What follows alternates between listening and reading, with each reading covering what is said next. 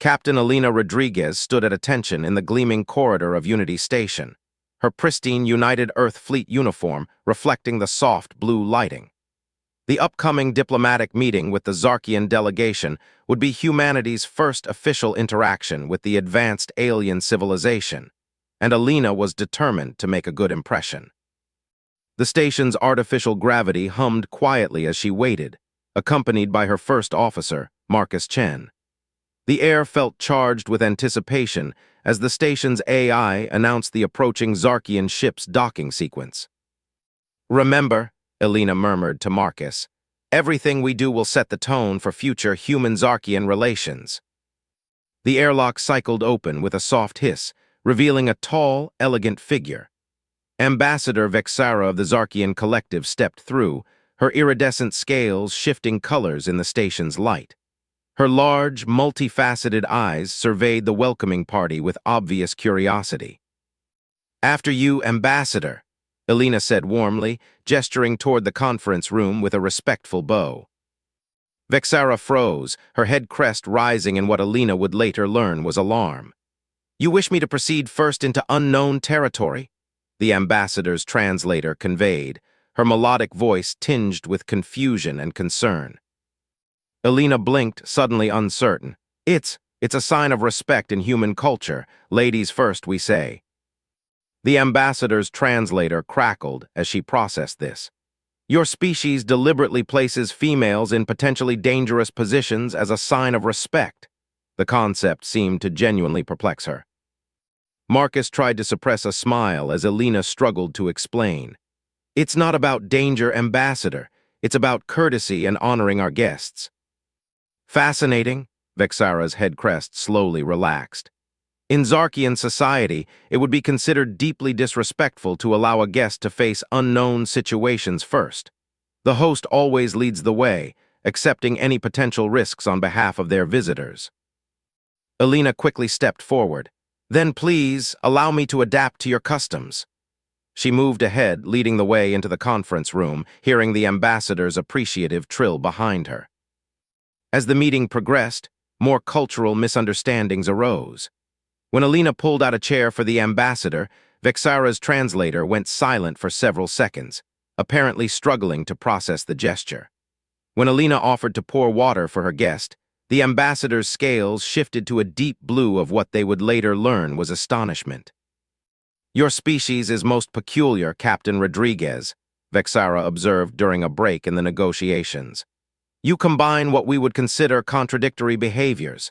You show deference by putting others in front, yet demonstrate protection by performing simple tasks for them. It is intriguingly illogical." Elena smiled. "Perhaps that's what makes humans interesting, Ambassador. We're full of contradictions." The day continued with a series of small cultural discoveries. The Zarkians found human handshakes alarming, but were fascinated by bowing. They couldn't understand why humans would deliberately make themselves vulnerable by closing their eyes while showing respect, yet they admired the trust it demonstrated. By the end of the first diplomatic session, both sides had accumulated a lengthy list of cultural misunderstandings to analyze. Yet somehow, these differences had created an unexpected bridge between their species. The very act of navigating these mismatched customs had fostered a genuine curiosity about each other's ways. As they prepared to conclude the day's meetings, Vexara approached Elena with what appeared to be amusement in her multifaceted eyes. "Captain, I have been authorized to inform you that the Zarkian Collective wishes to establish a permanent cultural exchange program. Your species' bizarre customs have proven far too interesting to ignore." Elena couldn't help but laugh. "I think that's the first time humanity's awkward social customs have been cited as a diplomatic advantage."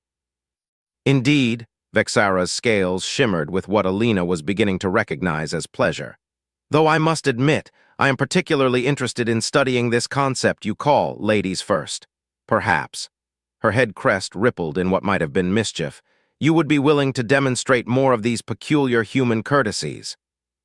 As Elena began explaining the intricacies of human etiquette to her increasingly fascinated alien counterpart, She couldn't help but think that sometimes the greatest diplomatic breakthroughs came from the simplest misunderstandings. The future of human-Zarkian relations might have started with confusion over door-holding customs, but it was blooming into something far more significant, a genuine appreciation for their differences. The day ended with both species having learned valuable lessons about perspective and adaptation.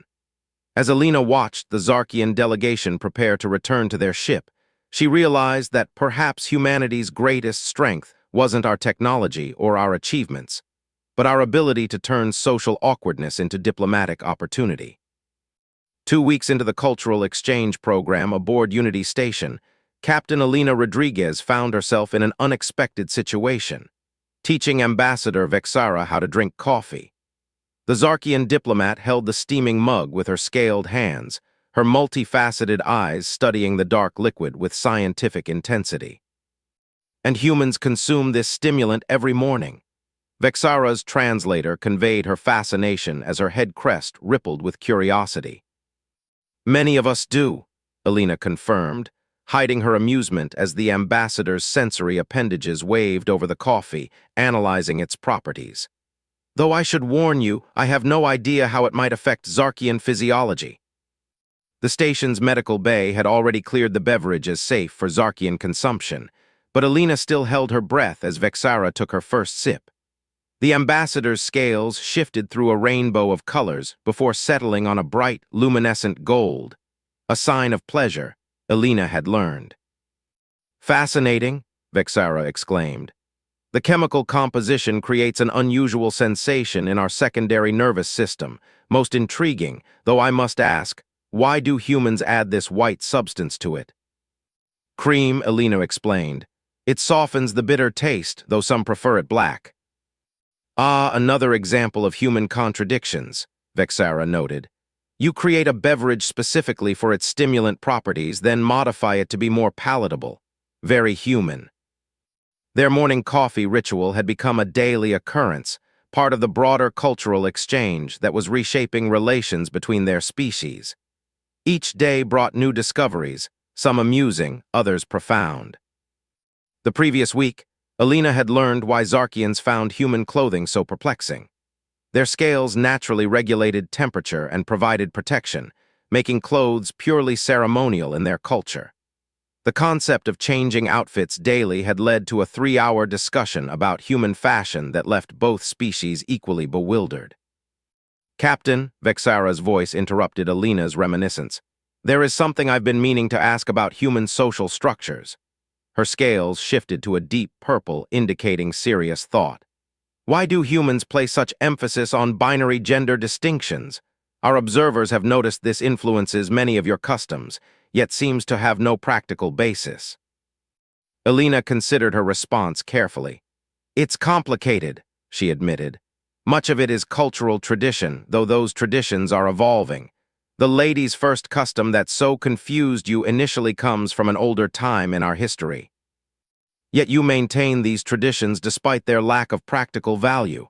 Vexara's head crest tilted in curiosity. Some of us do, yes. Others choose different ways.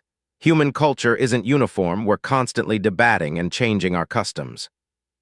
Chaos? Vexara's scales flickered with what Alina now recognized as excitement rather than disapproval. Your species embraces social chaos as a means of evolution. This explains so much about human behavior. Their conversation was interrupted by First Officer Marcus Chen's arrival, carrying a large box. Ambassador, he nodded respectfully, the cultural exchange items you requested have arrived from Earth. Vexara's scales rippled with anticipation as she opened the box, revealing an eclectic collection of human artifacts. A tennis ball, a rubber duck, a paper book, and a small potted plant. These items make no logical sense together, Vexara observed happily, lifting the rubber duck for closer inspection. Perfect for understanding humans. Alina watched as the ambassador methodically examined each item, her scientific curiosity mixing with childlike wonder.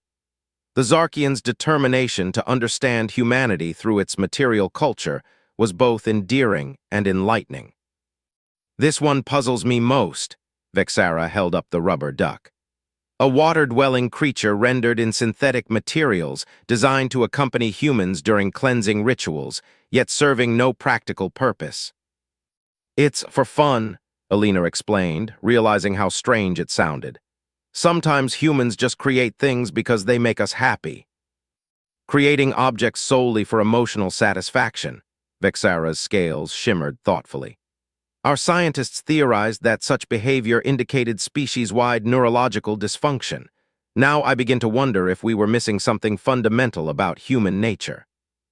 The conversation was interrupted by an urgent communication from the station's control center. Captain Rodriguez, Ambassador Vexara, your presence is requested in the main conference room. We're receiving an emergency transmission from the Zarkian homeworld. As they hurried through the station's corridors, Alina noticed Vexara's scales had shifted to a deep, worried gray. Whatever the emergency was, it was serious enough to break through the ambassador's diplomatic composure. The main screen in the conference room showed a Zarkian elder, their scales a turbulent mix of colors. The translator struggled to keep up as they described a situation that made Alina's blood run cold. A rogue asteroid, heavily laden with radioactive materials, was on a collision course with one of the Zarkian's major colony worlds. Our calculations show impact in 72 hours, the elder reported. Our vessels are too far to intercept in time, the colony's 6 million inhabitants. They left the sentence unfinished. Alina stepped forward without hesitation. Unity Station has 3 Earth fleet vessels currently docked. With your permission, Ambassador, we can have them en route within the hour. Vexara's scales shifted rapidly between colors before settling on a determined blue. Captain Rodriguez, Zarkian protocol strictly forbids accepting military aid from other species, even in emergencies. Alina met the ambassador's multifaceted eyes. Then don't think of it as military aid. Think of it as me holding a door open for you. For a moment, the conference room was silent. Then, to everyone's surprise, Vexara made a sound that the translator didn't need to interpret. She was laughing. The bridge of the UES Challenger hummed with focused activity as Captain Alina Rodriguez studied the holographic display of their target. The rogue asteroid tumbled through space, its surface glittering with deadly radioactive crystals. Behind her, Ambassador Vexara's scales shifted between worried gray and determined blue as she coordinated with her homeworld. Zarkian High Command has formally accepted your assistance, Vexara announced, her translator struggling to convey the complex emotions in her voice. Though they insist on categorizing this as a civilian humanitarian intervention rather than military aid. Alina smiled despite the tension. They can call it a dance party if they want, as long as we can stop that rock. The 3 Earth fleet vessels, Challenger, Intrepid, and Venture, had been racing at maximum speed for the past 40 hours. They were humanity's best ships, but they'd never attempted an operation quite like this before. Initial analysis complete, Captain, Marcus reported from his station. The asteroid's composition is making conventional tractor beams ineffective. We can't simply deflect it. What about your phase cannons? Vexara asked, her head crest rippling with concern. Too risky, Alina shook her head. At this range, any explosion could scatter radioactive debris across half the system.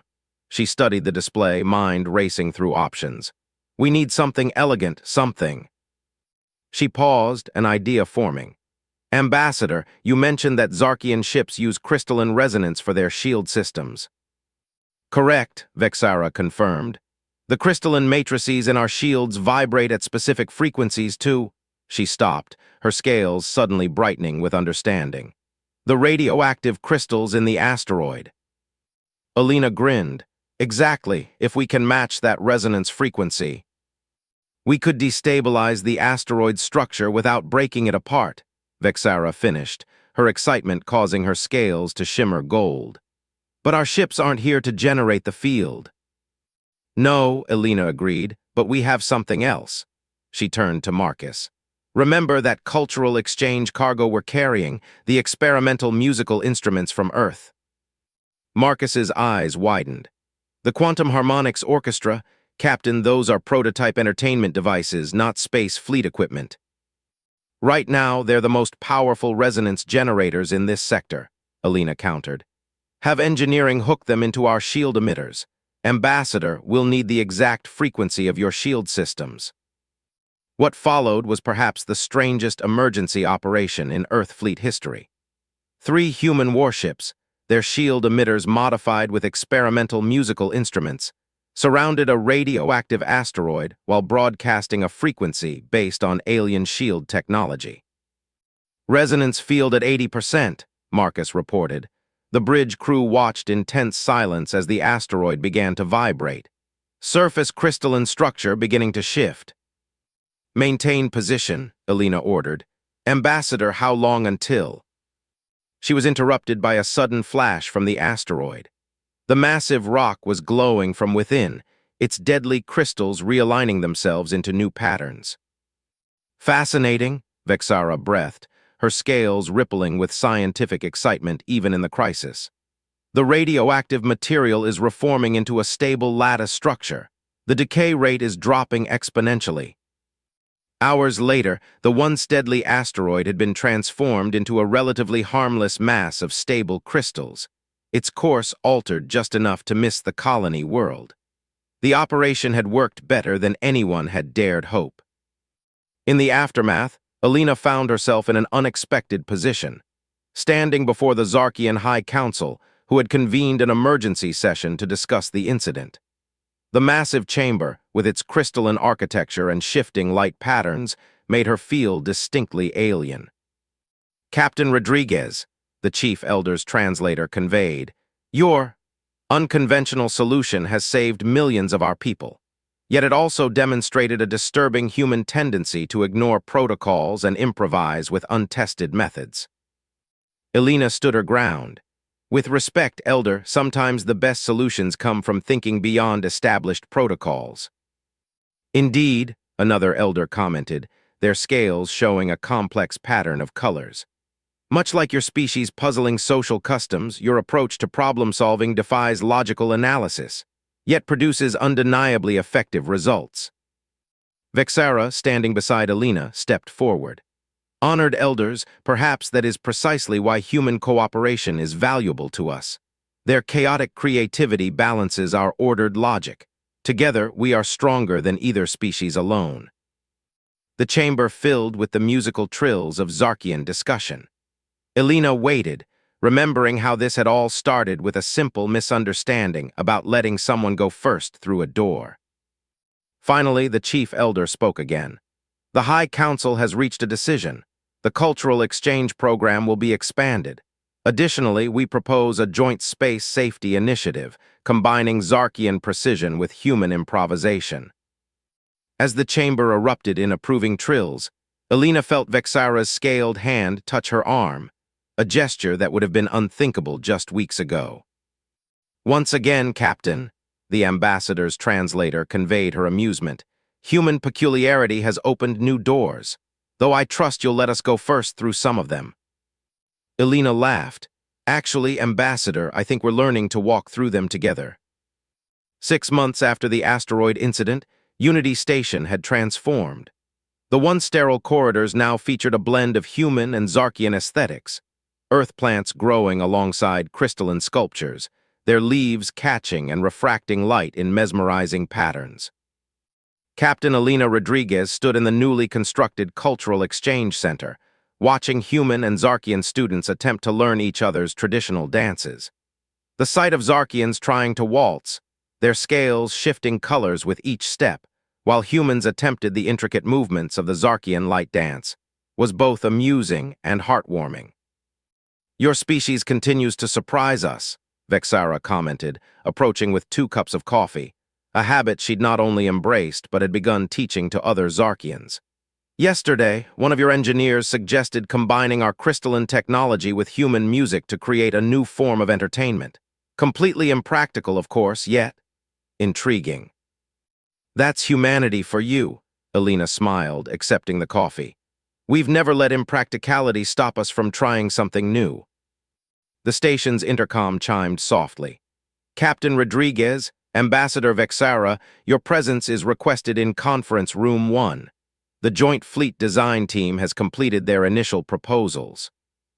They made their way through the station, passing mixed groups of human and Zarkian crew members engaged in animated discussions.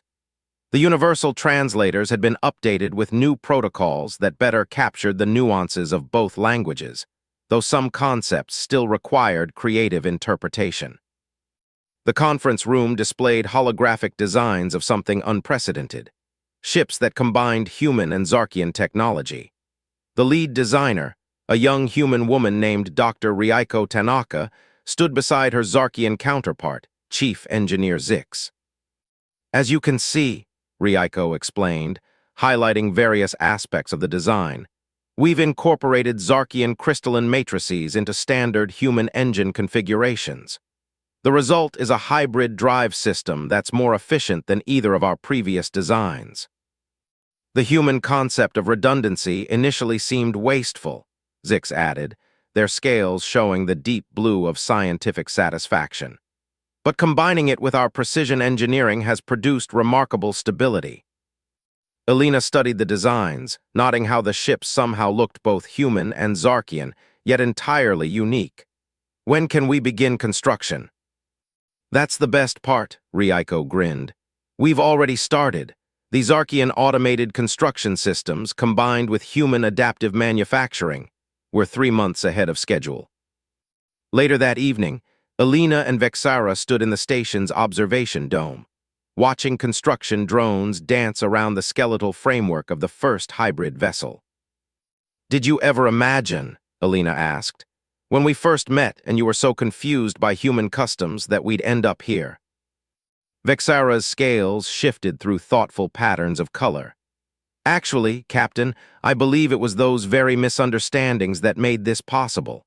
Had we perfectly understood each other from the start, we might never have learned to appreciate our differences. The ambassador paused, her head crest rippling with what Elena now recognized as suppressed amusement. Though I still maintain that allowing others to precede you into potentially dangerous situations is illogical. Says the one who now insists on holding doors open for everyone, Elena teased. Merely scientific curiosity, Vexara declared, her scales betraying her mirth. I'm conducting a long-term study of human social customs, for diplomatic purposes, of course. A flash of light from the construction site drew their attention. The ship's first crystalline power core had just been installed, its glow pulsing in perfect harmony with the human-designed plasma conduits. Beautiful, isn't it? Elena mused. Not quite human, not quite Zarkian. But better than either alone, Vexara finished. Perhaps that's the greatest lesson we've learned. Our differences don't need to be resolved, they need to be celebrated. 1 year to the day after their first awkward meeting, Captain Elena Rodriguez and Ambassador Vexara stood on the bridge of the USS Harmony, the first joint human-Zarkian vessel to be commissioned. The ship hummed with the synchronized pulse of crystalline and plasma technologies working in perfect concert. Launch ceremony commencing in 5 minutes, Marcus announced from his position at Ops, now modified to accommodate both human and Zarkian control interfaces. The bridge crew was equally mixed, humans and Zarkians working side by side, their differences now a source of strength rather than confusion. Elena noted how the Zarkian crew members had adopted some human mannerisms, while the humans had begun incorporating subtle color changes into their uniform accessories, inspired by their allies' natural communication methods. The High Council is ready to begin their blessing, Vexara reported, her scales showing the formal patterns of ceremonial occasions, yet with undertones of excitement that would have been unthinkable a year ago. The main viewscreen activated, showing the gathered dignitaries from both species. The chief elder's scales gleamed with formal colors as they began the traditional Zarkian launching ritual, their words now flowing smoothly through the enhanced translators. In the spirit of unity, the elder intoned, we gather to witness the birth of a new era, not as separate species but as partners in exploration. Elena stepped forward, adding the human part of the ceremony.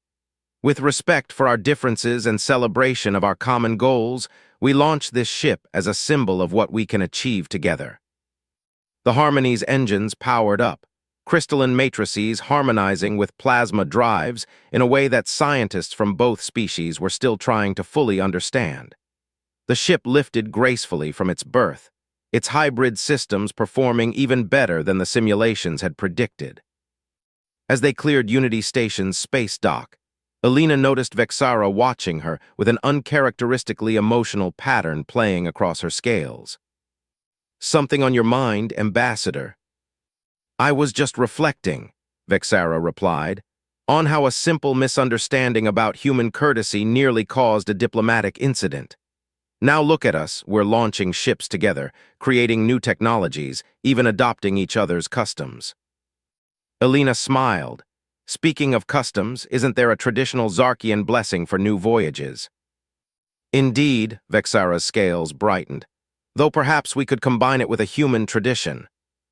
Together, they faced the crew, human and Zarkian, standing as one. Alina raised a champagne bottle, a custom the Zarkians had enthusiastically embraced, while Vexara began the rhythmic humming of the traditional blessing. The blessing's translation filled the bridge. "May our differences light the way to understanding, and our unity guide us to discoveries yet unknown." As the champagne was shared and the blessing resonated through the crystalline components of the ship, Alina reflected on how far they'd come.